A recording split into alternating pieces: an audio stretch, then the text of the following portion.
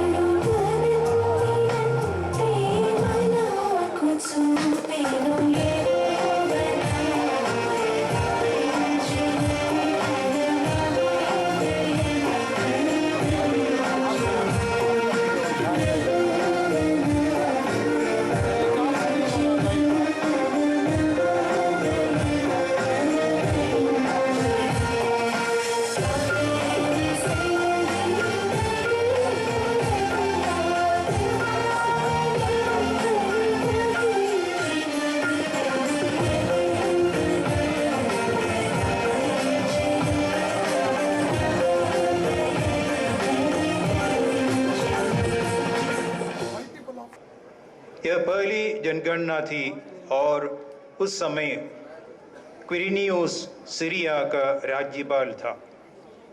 सब लोग नाम लिखवाने के लिए अपने अपने नगर जाते थे। यूसुफ दाऊद के घराने और वंश का था, इसलिए यह गलीलिया के नासरत से, यहूदिया से दाऊद के नगर बेथलेहम गया, जिससे वह अपनी गर्भवती पत्नी मरियम का नाम लिखवाएं। वे वही थे जब मरियम के गर्भ के दिन पूरे हो गए और उसने अपने पहलौठे पुत्र को जन्म दिया और उसे कपड़ों में लपेटकर चरनी में लिटा दिया, क्योंकि उनके लिए सराया में जगह नहीं थी। उस प्रांत में चरवाहे खेतों में रहा करते थे। वे रात को अपने झुंड पर पहरा देते थे। प्रभु का दूत उनके पास आकर खड़ा हो गया। ईश्वर की महिमा उनके चारों ओर चमक उठी और वे बहुत अधिक डर गए। स्वर्गदूत ने उनसे कहा, डरिए नहीं, देखिए मैं आपको सभी लोगों के लिए बड़े आनंद का सुसमाचार सुनाता हूँ। आज दाऊद के नगर में आपके मुक्तिदाता प्रभु मसीह का जन्म हुआ है। यह आप लोगों के लिए पहचान होगी। आप एक बालक को कपड़े में लपेटा और चरनी में लिटाया हुआ पाएंगे। एकाएक उस स्वर्गदूत के साथ स्वर्गीय सेना का विशाल समूह दिखाई दिया, जो यह कहते हुए ईश्वर की स्तुति करता था, सर्वोच्च स्वर्ग में ईश्वर की महिमा प्रकट हो और पृथ्वी पर उसके कृपा पात्रों को शांति मिले। प्रभु यीशु मसीह आपके पवित्र जन्म के साथ हम सब नतमस्तक होकर के हमारे प्रदेश के यशस्वी आदरणीय मुख्यमंत्री शिवराज सिंह जी चौहान, उनकी धर्मपत्नी, उनके प्यारे बच्चों के साथ और संपूर्ण मंत्रिमंडल के सदस्यों के साथ समस्त मसीह परिवार, मसीह संस्थानें, हमारे मसीह धर्माचार्य जो खंडवा, बैतूल, सागर, शहडोल और रतलाम से हमारे बीच में उपस्थित हैं, हम एक मन और एक चित्त होकर के प्यारे पिता आपको धन्यवाद देते हैं कि आज से 2000 साल पहले जब प्रभु यीशु मसीह का जन्म बेथलेहम नगर के गौशाले में हुआ, उससे पूर्व यशायाह नबी ने इस बात की भविष्यवाणी की थी कि तुम्हारे लिए एक बालक उत्पन्न होगा और वो अद्भुत युक्ति करने हारा, अनंत काल का परमेश्वर, शांति का राजा और हमारे जीवन में छुटकारा देने हारा परमेश्वर होगा।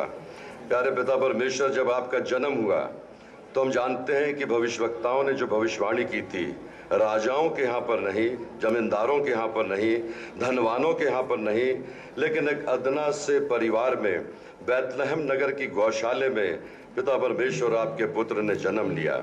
में हम सब मसीहों के लिए पिता परमेश्वर एक रास्ते को प्रशस्त किया है। प्रभु आशीष दीजिएगा और आने वाले समय में हम सब एक साथ मिलकर के आपकी उन पवित्र योजनाओं को पूरा होता हुआ देख सके। यही विनती, यही प्रार्थना प्रभु यीशु मसीह के नाम से मांगते हैं। सुनिए और दया से ग्रहण कीजिए। आमीन।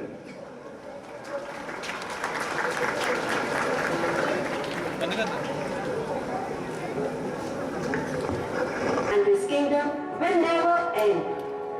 Mary asked, how can this happen? I have no husband. And the angel said to her, God's Holy Spirit will come to you, and your baby will be the Son of God. Mary bowed her head humbly and said, I am God's servant, and I am willing to do whatever he wants. Joseph, being a just man and unwilling to put her to shame, resolved to divorce her quietly. He was quite worried about this, and thinking deeply how to resolve, he soon fell asleep. An angel of the Lord appeared to him in the dream, saying, Joseph, son of David, do not fear to take Mary, your wife, for that which is conceived in her is of the Holy Spirit. She will bear a son, and you shall call his name Jesus, for he will save his people from their sins. When Joseph woke from sleep, he did as the angel of the Lord commanded him and took his wife Mary.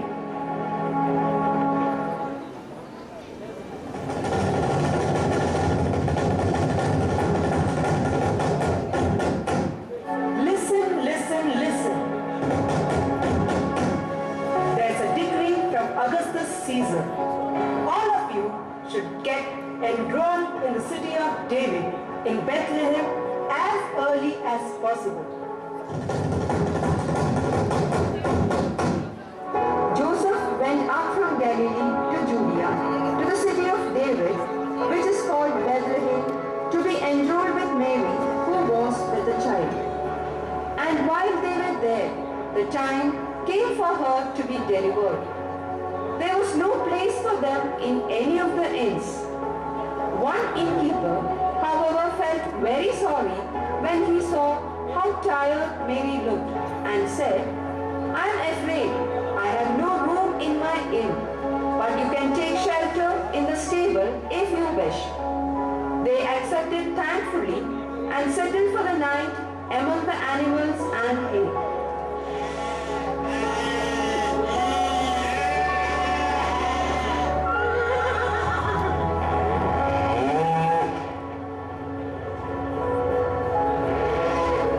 There, Mary gave birth to her firstborn son and wrapped in swaddling clothes and laid him in the manger.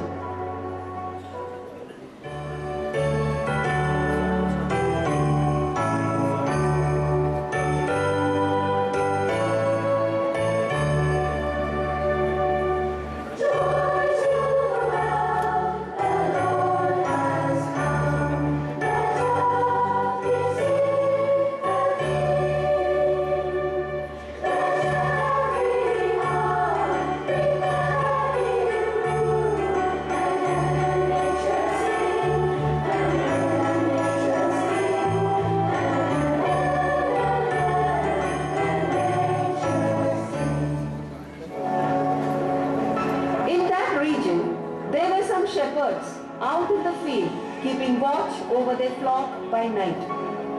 An angel of the Lord appeared to them, and they were filled with fear. The angel said to them, "Be not afraid, for behold, I bring you good news of a great joy, which will come to all the people. For to you is born this day in the city of David a Savior, who is Christ the Lord. You will find a babe wrapped in swaddling clothes and lying in a manger." Like the herald angels sing, glory to the newborn King. Peace on earth and mercy mild, God and sinners reconciled. Joyful ye nations rise, joy in the triumph of the skies. With angelic hosts proclaim, Christ is born in Bethlehem. Hark the herald angels sing, glory to the newborn King. When the angels went away from them into heaven, the shepherds said to one another, "Let us go over to Bethlehem and see this thing that has happened, which the Lord has made known to us." And they went with haste and found Mary and Joseph and the babe lying in the manger. They were filled with great joy and fell down and worshipped him. 3 wise men from the east came to Jerusalem, saying, "Where is he who has been born King of the Jews? For we have seen his star in the east and have come to worship him." The star which they had seen in the east went before them.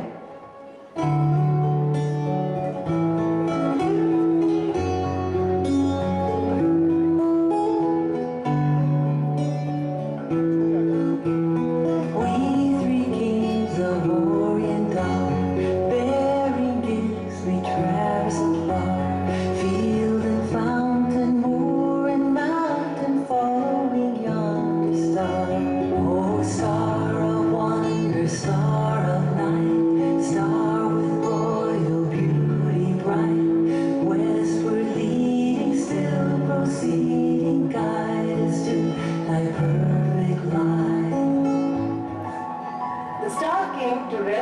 saw the place where the child was, they rejoiced exceedingly with great joy, and saw the child with Mary, his mother, and fell down and worshipped him.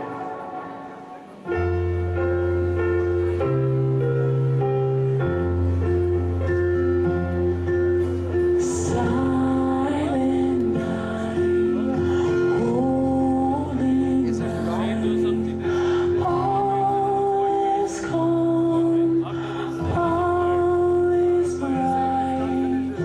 Round young virgins, mother and child, holy is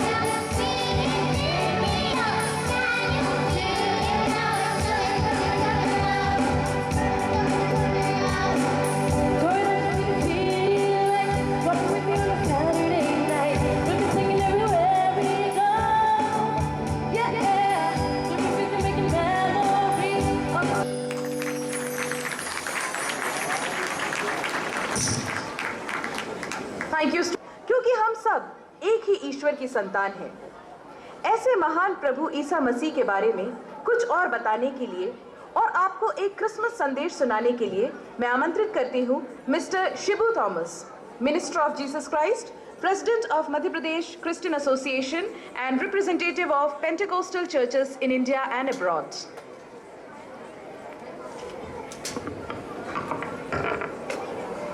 बोलो प्रभु यीशु मसीह की, बोलो प्रभु यीशु मसीह की, बोलो प्रभु यीशु मसीह की।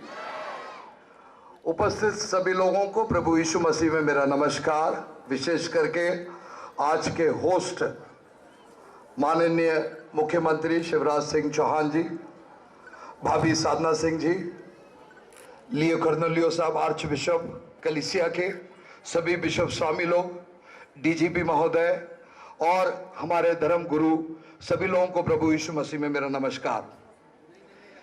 यीशु वाक्य का मतलब है सेवियर, मतलब छुड़ाने वाला। किस चीज से छुड़ाने वाला? पाप से छुड़ाने वाला, मृत्यु से छुड़ाने वाला, श्राप से छुड़ाने वाला, बीमारियों से चंगा दिलवाने वाला। यह नाम है, सब नामों से ऊंचा नाम यीशु का नाम है। प्रभु यीशु मसीह एक साधारण बड़वई के घर पर कारपेंटर के यहां पैदा हुआ। उसके दोस्त बड़े अमीर घर के लोग नहीं थे, बल्कि साधारण कुष्ठ रोगी लोग, जिसको पास लाना कोई पसंद नहीं करता था। कोसों दूर कई शहर के बाहर रहने वाले लोग कुष्ठ रोगियों को यीशु देखकर बाकी लोगों को भले ही प्रार्थना कर कर छोड़ देता था, लेकिन कुष्ठ रोगी को देखकर उसके पास जाकर उसके हाथ को थाम लेता था।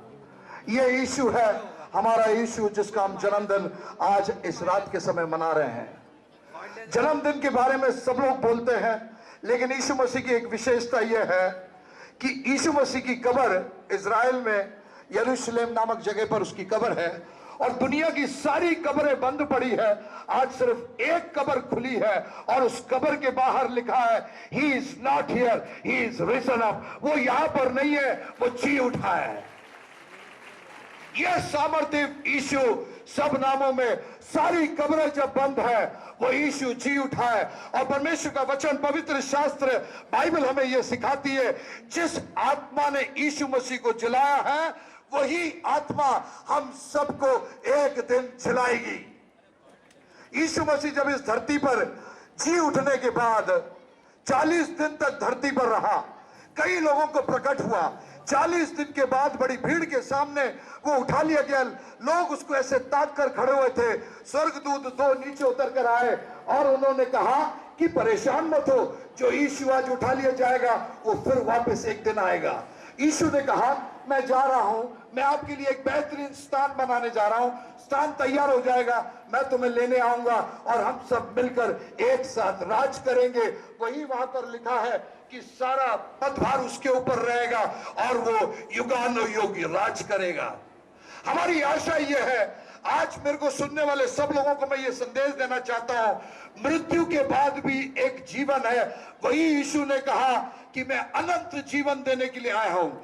Devil has come to steal, kill and destroy, but I have come to give you life in abundance। अनंत जीवन देने के लिए यीशु अमीरों से घृणा करता था। एक तरह से वो कहता था सुई के नोक से छेद में से ऊंट निकल जाएगा, लेकिन अमीर आदमी को स्वर्ग राज प्रवेश करना उतना मुश्किल है। आज पूरी दुनिया जिनके पास पैसा है, पूंजी है, उसके इर्द गिर्द घूमते, लेकिन मेरा यीशु मसीह इतना साधारण जीवन जिया कि उसको बड़ी भीड़ में भी जब उसको एक चेले ने उसको 30 चांदी के सिक्के में बेच दिया, वो जब मिलने के लिए आया तो उसने कहा जिसको मैं चूमूंगा वही यीशु है। मतलब 12 चेलों के बीच में भी उसको कभी डिफरेंशिएट नहीं कर सकते थे, क्योंकि वो इतना साधारण जीवन जीता था।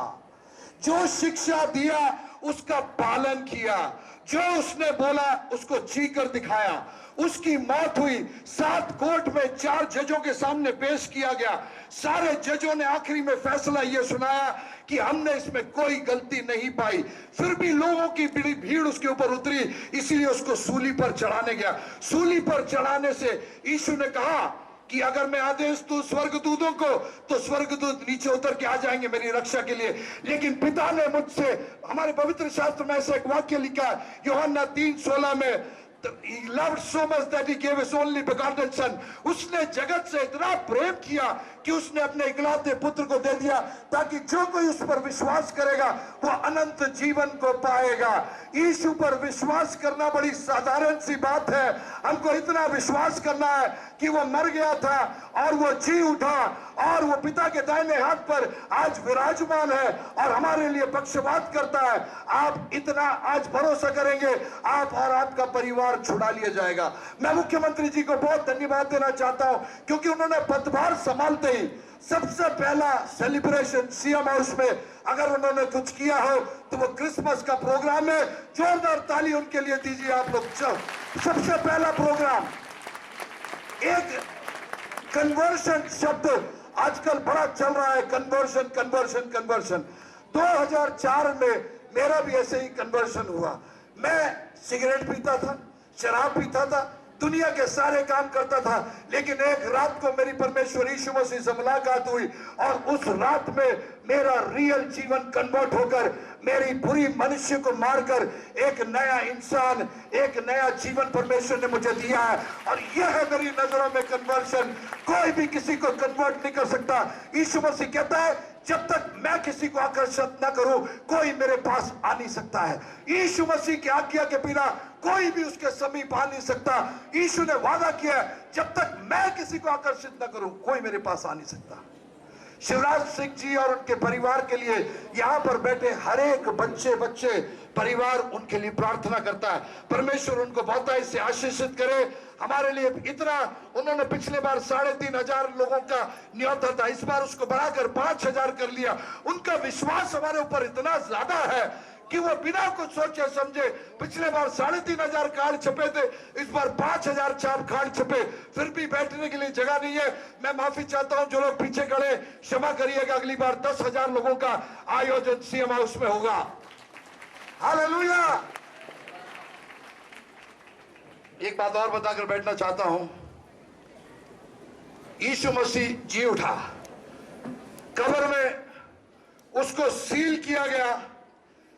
सोल्जर्स ने, लोगों ने कहा कि चेले को किसी को खड़ा कर देंगे, बोले यीशु जी उठ गया। उसके कब्र को मोहर लगा दी, पहरेदारों को बिठा दिया।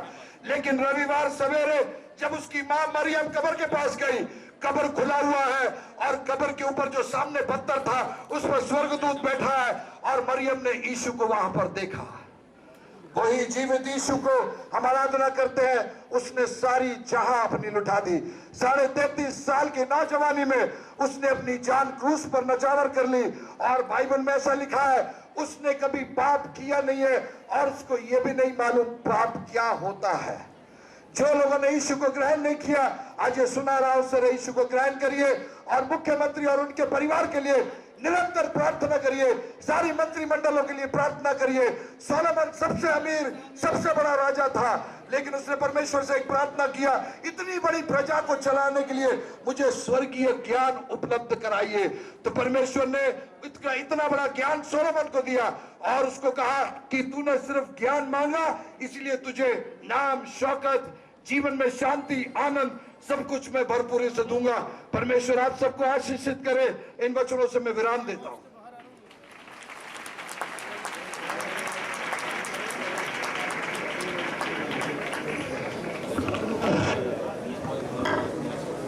Thank you mister Shibu Thomas. Chhattisgarh को धान का कटोरा कहा जाता है। यहाँ के निवासी अधिकतर कृषक हैं। यहाँ के लोगों की विशेषता यह है कि ये किसी भी कार्य को मिलजुल कर करते हैं। धान बुनना हो या धान काटना हो, क्रिसमस हो या कोई अन्य त्योहार, हर त्योहारों को धूमधाम से तथा मिलजुल कर नाच गाकर मनाते हैं। तो लीजिए, प्रस्तुत है Queen Mary higher secondary school Rajiv Nagar के छात्र छात्राओं द्वारा ओराव जनजाति में प्रचलित लोक नृत्य। जोरदार तालियों से स्वागत करिए इनका।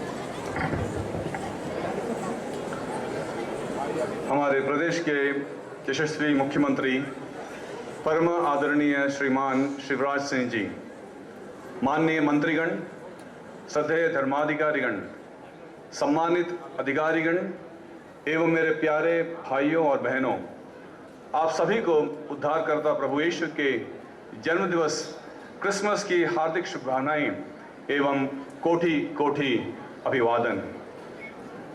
सर्वप्रथम हम सभी के प्रिय मुख्यमंत्री जी का मैं हृदय से आभार व्यक्त करना चाहता हूं, जिन्होंने आज के इस शुभ अवसर पर स्नेह मिलन कार्यक्रम का आयोजन कर हमें अनुग्रहित किया।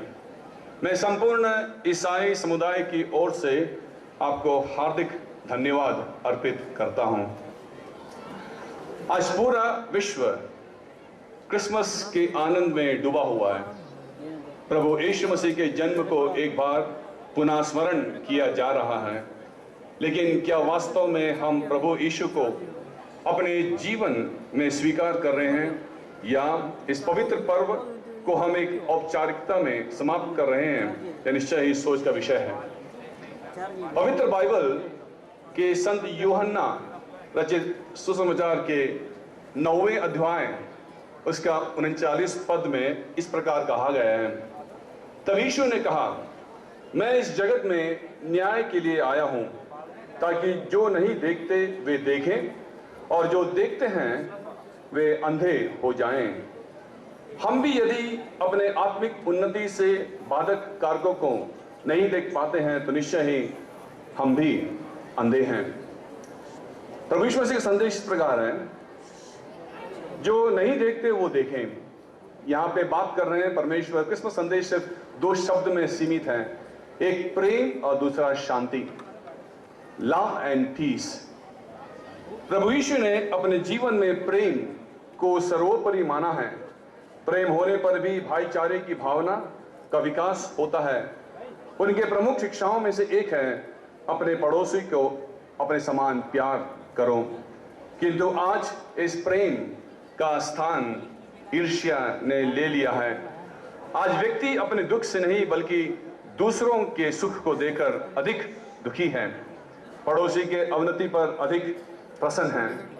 क्रिसमस संदेश बोलना चाहता है कि यीशु मसीह हम सबों को उनका प्रेम इतना दिल से दिया कि हम उनके प्रेम को समझ सकें और प्रेम अपने जीवन में हम अपना सकें, ताकि जिंदगी में हम प्रेम को बांट सकें। और ये वचन ये बोलता है कि जो देखे वो देखे नहीं, वो शब्द इस तरह से बोलता है कि जीवन में शांति आप प्राप्त करें। वो शांति तब होता है जब मैं अपने जिंदगी से मैं दूसरों को मैं शांति दूं। एक छोटा सा एक एक्सपीरियंस मैं शेयर करना चाहता हूं। बल्लाशाह से मैं सफर कर रहा हूं एर्नाकुलम की ओर, Christmas season, and train was completely full. Unreserved coach में मैंने एंट्री किया तो वहां पे जगह बैठने को बिल्कुल नहीं है। तो मैंने बोला, यात्री से बोला, मुझे कैसे बैठने की जगह दीजिएगा। उन्होंने बोला, भाई साहब बिल्कुल जगह नहीं है। और आखिरकार उन्होंने बोला, ठीक है आप बैठ जाइए, इस कोने में जगह दिया। तब मैंने देखा एक बाजू में खिड़की के पास एक सीट में एक पिताजी, उनके 5 साल का बेटा वहां बैठा हुआ है। जब यात्रा शुरू हुआ, वो छोटा सा बालक वहां उस खिड़की से इस खिड़की की ओर दौड़ रहा है, वो यहां से वहां दौड़ रहा है, और मैं मन ही मन बोल रहा हूं, एक तो बैठने का जगह नहीं है, ऊपर उसका खेल। उसके बाद फिर मैंने देखा कि वो बालक फिर से बहुत मस्ती कर रहे हैं। मैं मन ही मन बोला, ये पिताजी कैसे पिताजी हैं, यहाँ बैठने की जगह नहीं है, ऊपर से खेल खेल रहा है। रात 8 बज गया, उस पिताजी उस बालक को दिया खाना। खाना खाने के बाद उस बालक उस पिताजी के गोद में बैठ गया और आखिरकार सो गया। तब मैंने अंदर ही अंदर में धन्यवाद दिया परमेश्वर को, ताकि अब मैं शांति में यात्रा करूं। उधर में क्या हुआ, उस पिताजी हमसे बोला, सबों से, मुझे मालूम है कि मेरे बेटा आप सबों को बहुत तंग किया, आपको बैठने बिल्कुल जगह नहीं मिला, आपको बैठने के बराबर हो नहीं है। आपको मालूम है हम कहाँ सफर कर रहे हैं? हमने बोला नहीं। वो बोला, हम जा रहे हैं एर्नाकुलम। मालूम है क्यों सफर कर रहे हैं? बोला नहीं। तब उस पिताजी बोलता है, कल हम जब सुबह पहुंचेंगे एर्नाकुलम, इस बालक अपने अम्मा का मरा हुआ शरीर देखेगा, मृत शरीर देखने वाला है।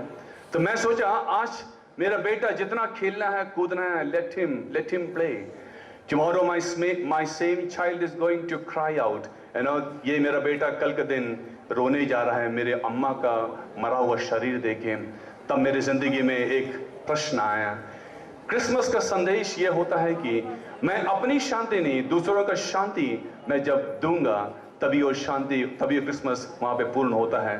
मैं बोलना चाहता हूँ एक उदाहरण जिन्होंने बोला है, काल्विन कूलिज इस प्रकार बोला, क्रिसमस ना कोई समय है और ना कोई मौसम, बल्कि ये एक मन की स्थिति है। शांति और मंगल की भावना को संजोना, दया से पूर्ण होना ही क्रिसमस ही वास्तविकता भावना है।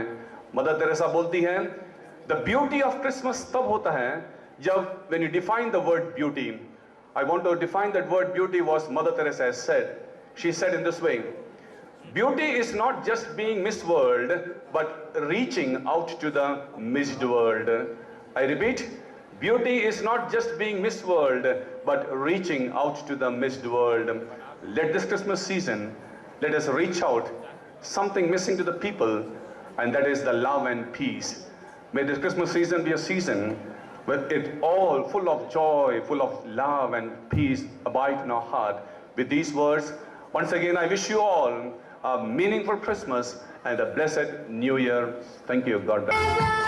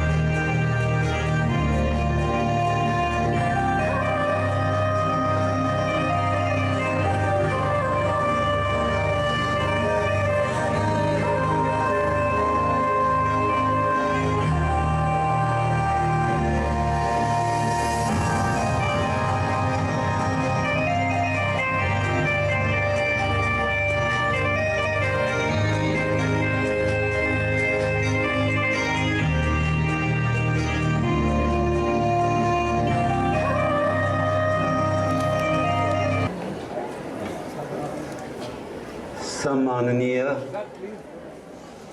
और परम आदरणीय मुख्यमंत्री श्री शिवराज सिंह चौहान जी, श्रीमती साधना सिंह, यहाँ पर उपस्थित मंत्री महोदयों, उपस्थित अनेक धर्म के धर्मगुरुओं,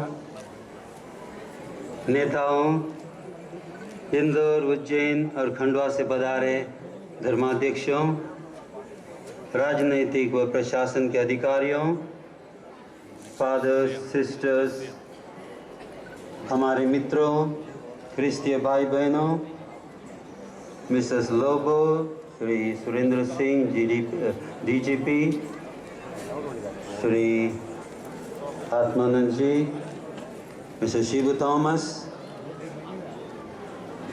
मैं यहाँ पर पधारे आप सबों को मध्य प्रदेश के क्रिस्तीय समुदाय की ओर से क्रिसमस या प्रभु यीशु के जन्मदिन की शुभकामनाएं और बधाइयाँ प्रेषित करता हूँ। विशेषकर मैं हमारे मध्य प्रदेश के मुख्यमंत्री माननीय श्री शिवराज सिंह चौहान को मध्य प्रदेश की क्रिस्तीय समुदाय की ओर से बधाइयाँ और धन्यवाद देता हूँ। बड़ी तालियों के साथ हम बधाई देते हैं,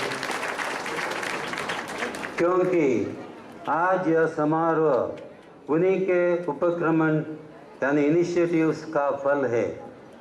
पिछले 4 वर्षों से लगातार आप अपने निवास स्थान में यह कार्यक्रम चलाते आ रहे हैं। ऐसे ही सभी धर्मों के त्योहार भी इसी प्रकार आप मनाते आ रहे हैं।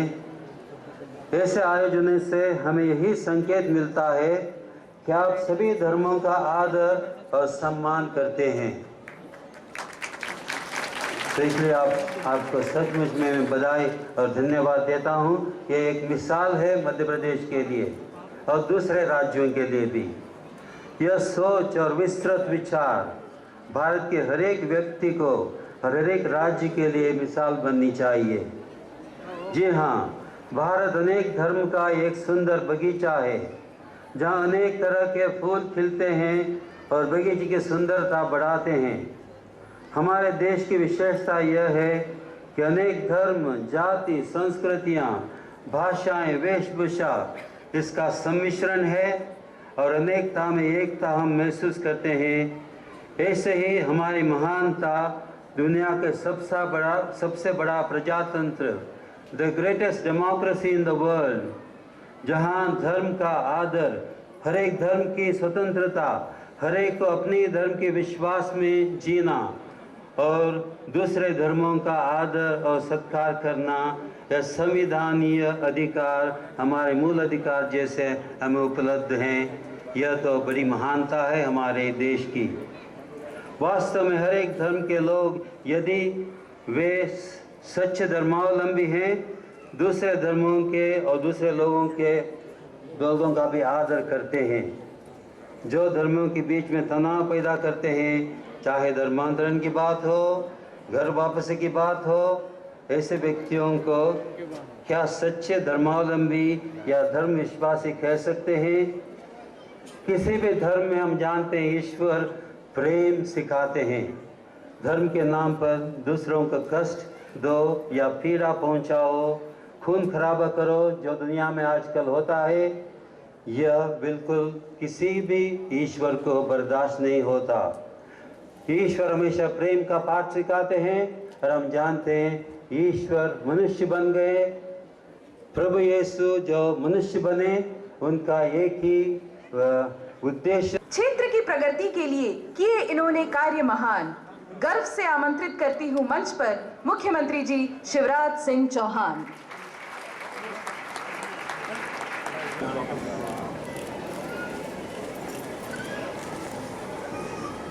दादा सामने को थोड़ा सा।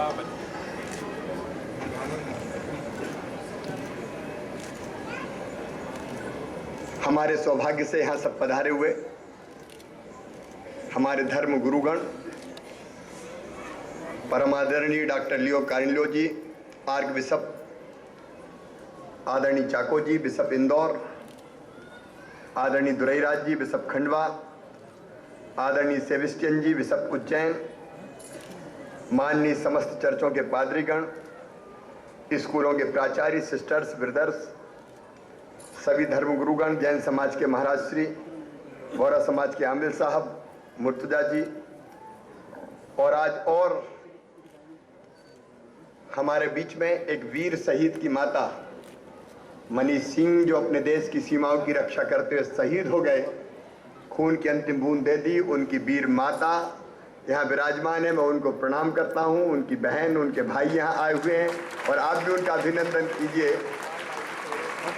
एक माँ ने ऐसा बेटा जिसकी शादी नहीं हुई थी, जो जवान था, युवा था, लेकिन सेना में, फौज में भर्ती हो गया और अपने देश की सीमाओं की रक्षा करते हुए शहीद हो गया। मैं वहाँ गया था शहीद की अर्थी को कंधा देने, और तब मैंने इस माँ से कहा था कि माँ, तेरा एक बेटा नहीं है, लेकिन मेरे जैसे तेरे लाखों लाख बेटे हैं जो तेरे साथ खड़े थे। उस बहन से भी कहा था कि शिवराज सिंह चौहान तुम्हारे भाई है, चिंता मत करना बहन। और आज मैं फिर आपके सामने आश्वस्त करता हूँ कि ये परिवार अकेला नहीं है, ये परिवार पूरे प्रदेश का परिवार है। मेरे बहनों और भाइयों, पूरे प्रदेश का परिवार है। हम सब आपका सम्मान करते हैं, सब आपका सम्मान करते हैं, और अंत में आप सबकी तरफ से मैं उनको सम्मानित करने का काम भी करूंगा। मेरे सभी बहनों, भाइयों, भांजे, भांजियों, आप सबका सबसे पहले मैं यहाँ हार्दिक स्वागत करता हूँ, अभिनंदन करता हूँ। क्रिसमस की आप सबको हार्दिक शुभकामनाएं, और परमपिता परमात्मा से यही प्रार्थना कि आप सबके जीवन में, मध्य प्रदेश वासियों के जीवन में, देश के सभी जनता की जिंदगी में और दुनिया की जनता की जिंदगी में वो शांति लाए, स्नेह लाए, प्रेम लाए, सद्भाव लाए और सबके घर और आंगन खुशियों से भर जाए। यही प्रार्थना मैं परमपिता परमात्मा से करता हूँ। अभी आदरणीय आर्क बिशप जी भोपाल जो बात कह रहे थे वो बिल्कुल सही है, बिल्कुल सही है। ये भारत की विशेषता है। आज नहीं, हजारों सालों पहले से इस देश ने ये कहा है कि परमात्मा एक है, प्रभु एक है, नाम अनेक है, लेकिन जिस भी रास्ते जाना चाहो उस रास्ते जाओ, अंततः पहुंचोगे उस परम पिता परमात्मा तक। हम सब एक हैं, अलग अलग रास्ते हो सकते हैं परमात्मा तक पहुंचने के, भगवान तक पहुंचने के, ईश्वर तक पहुंचने के। और इसलिए तो भारत में आज नहीं, हजारों साल पहले कहा गया, अयम निजम परा बेत्ती गणना लघु चेत साम उदार चरिता नाम तू वसुदेव कुटुंबकम। मतलब ये मेरा है, ये तेरा है। ये सोच छोटे मन वालों का होता है, जो बड़े हृदय के होते हैं वो तो कहते हैं सारी दुनिया ही एक परिवार है, ये सारा विश्व एक परिवार है। सर्वधर्म संभाव भारत की माटी में है, भारत की जड़ों में है। जब बचपन में मैं गांव में कोई कथा सुनता था तो वहाँ ये हमसे कहलवाया जाता था कि धर्म की जय हो, अधर्म का नाश हो। धर्म मतलब अच्छाई की जय हो, अधर्म मतलब बुराई का नाश हो, और प्राणियों में सद्भावना हो, प्राणी मात्र में सद्भावना हो, और विश्व का कल्याण हो, सारी दुनिया का कल्याण हो, केवल भारत का नहीं, केवल मध्य प्रदेश का नहीं। और बचपन से हम लोग गाते रहे हैं, सर्वे भवन्तु सुखिना, सर्वे सन्तु निरामया, सर्वे भद्राणि पश्यन्तु, मां कश्चित् दुःख भाग् भवेत्। मतलब सब